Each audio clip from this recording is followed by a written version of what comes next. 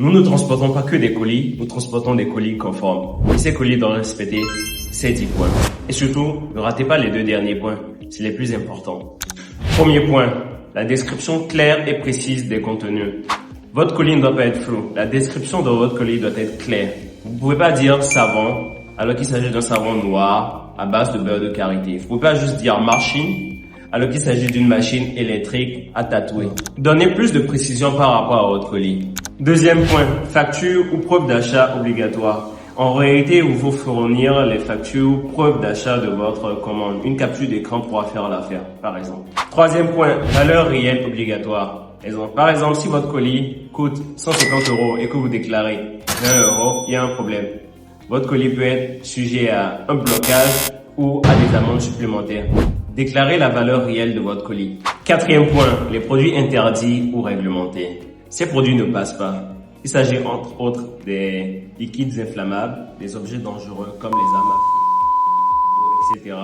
Il s'agit également des médicaments sans autorisation et bien d'autres.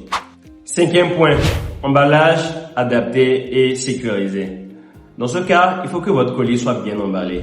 S'il s'agit d'un ordinateur par exemple, il faut que votre ordinateur soit bien emballé, qu'il soit dans une protection mousse, un papier bulle, de façon à amortir les chocs au cours du transport. Emballez bien votre colis. Sixième point, poids et dimension respectées.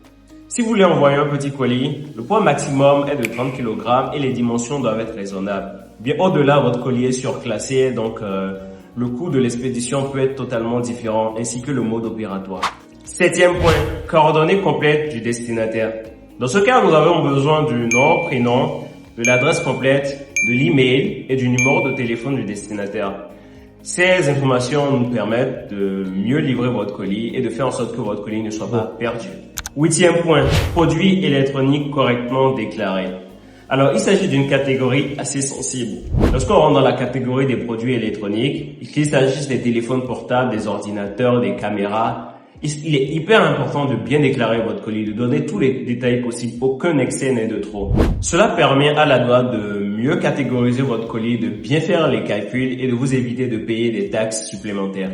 Neuvième point, aucun produit caché ou non déclaré. Si vous importez par exemple ou exportez un vêtement et qu'il y a un téléphone portable caché à l'intérieur, même vous savez, il n'y a même pas besoin de parler. Dixième et dernier point, respect des délais et procédures.